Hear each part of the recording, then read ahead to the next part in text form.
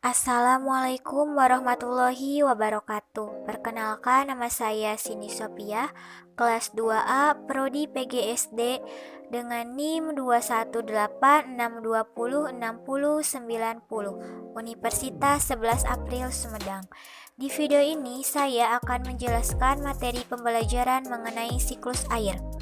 Tugas ini untuk memenuhi UTS mata kuliah media pembelajaran di SD dengan dosen pengampu Ibu Popi Anggraini STMPD.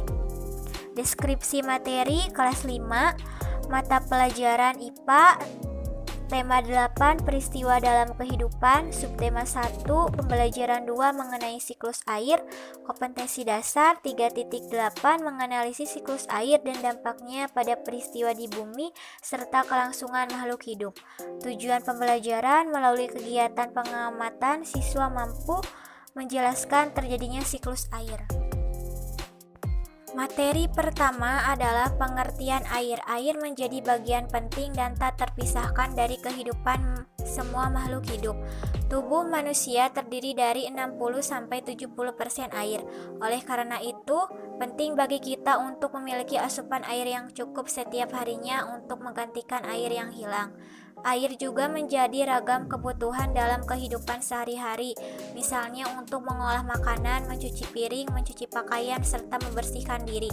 Pengertian air yaitu zat yang tersusun dari kimia hidrogen dan oksigen dan berada pada bentuk gas, cair, dan padat. Air adalah senyawa yang paling banyak dan penting. Materi yang kedua, manfaat air bagi kehidupan. Air sangat bermanfaat bagi manusia, hewan, dan tanaman, walaupun manfaat yang didapat berbeda. Seluruh makhluk hidup membutuhkan air sebagai sumber kehidupan. Manfaat air bagi manusia adalah 1. Untuk memasak, makan, dan minum. 2. Untuk memenuhi berbagai kebutuhan manusia seperti mandi dan mencuci. 3. Untuk mengairi sawah dan kegiatan pertanian dan perkebunan. 4. Untuk kegiatan transportasi seperti kapal dan perahu. 5. Untuk keperluan perdagangan serta hotel dan industri seperti pabrik. Manfaat air bagi hewan. 1. Untuk makan dan minum. 2. Air merupakan habitat hidup untuk beberapa hewan baik di sungai ataupun laut, contohnya ikan. 3. Untuk menjaga suhu tubuh hewan. 4. Air bermanfaat untuk mengatur tekanan darah hewan. 5. Air membantu hewan untuk memproduksi susu. Manfaat air bagi tanaman. 1. Untuk membantu proses fotosintesis atau pembuatan makanan. 2. Air merupakan sumber kehidupan bagi tanaman. 3. Air membantu proses pergerakan pada tanaman.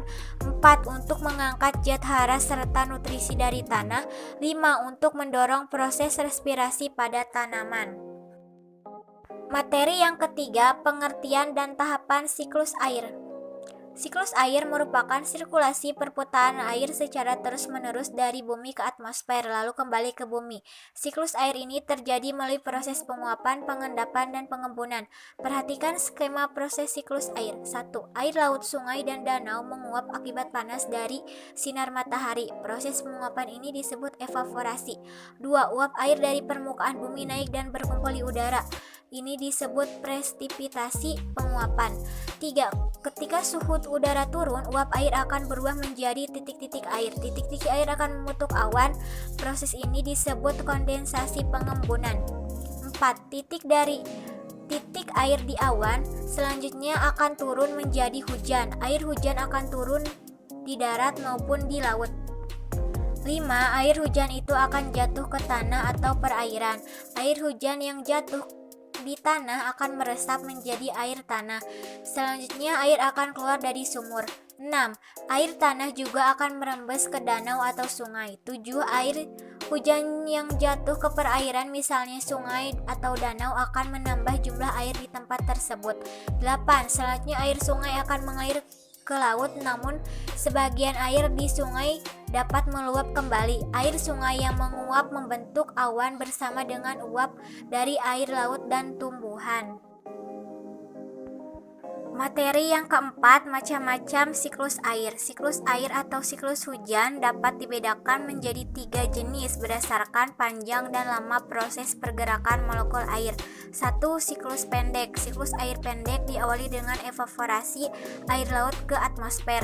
Pada ketinggian tertentu, uap air akan mengalami kondensasi yang akan membentuk awan. Awan yang tak mampu menahan beban air akan mengalami presipitasi dan terjadi hujan sehingga air jatuh kembali ke laut. 2. Siklus sedang. Seperti yang terjadi pada siklus pendek, siklus sedang terjadi ketika air laut menguap. Yang membedakan adalah uap air akan terbawa oleh angin menuju daratan. Di ketinggian tertentu, uap air mengalami kondensasi menjadi awan. Awan kemudian menjadi hujan yang jatuh di daratan, meresap ke dalam tanah. Sebagian akan diserap oleh akar tumbuhan, sebagian lagi akan dibawa aliran air permukaan seperti sungai dan parit. Air akan melewati berbagai macam saluran air yang akan membawanya kembali berakhir ke laut. 3. Siklus panjang. Siklus panjang diawali dengan evaporasi dan kondensasi air laut. Awan yang terbentuk dibawa oleh angin ke tempat yang lebih tinggi di area daratan. Nah, awan yang terbentuk tadi bergabung dengan uap air yang berasal dari evaporasi danau dan sungai, serta transpirasi tumbuhan. Karena dipengaruhi ketinggian tempat, uap air mengenai lapisan udara dingin dan berubah menjadi salju, sehingga terjadilah hujan salju saat musim dingin, dan juga membentuk bongkahan es di pegunungan tinggi. Bongkahan es di pegunungan akan meluncur ke tempat lebih rendah akibat gaya gravitasi. Bongkahan es yang meluncur karena gaya gravitasi ini disebut glacier. Glacier yang terkena suhu tinggi kemudian mencair dan mengalir melalui perairan darat yang akan kembali ke laut. Materi terakhir yaitu yang kelima, cara melestarikan air di bumi. Bisa dilihat dalam peta bahwa sebagian besar bumi dalam presentasinya bumi hampir dikelilingi oleh air, sehingga bisa dibilang bahwa air adalah denyut nadi untuk kelangsungan kehidupan. Dengan itu sangat diperlakukannya pelestarian air agar tak terjadi bencana dan mencemari kesehatan makhluk hidup. Berikut cara menjaga kelestarian air agar dapat menjaga kelangsungan makhluk hidup. 1. Menjaga lingkungan. 2. Mengurangi penggunaan air. 3. Membuang sampah pada tempatnya. Meminimalisirkan penggunaan bahan kimia. 5. Membuang bahan kimia dengan benar. 6. Mendaur ulang bahan bekas. Sekian materi yang bisa saya sampaikan. Mohon maaf apabila ada kesalahan dalam menyampaikan materinya. Semoga materi ini bisa dipahami dan bermanfaat bagi teman-teman semuanya. Terima kasih. Wassalamualaikum warahmatullahi wabarakatuh.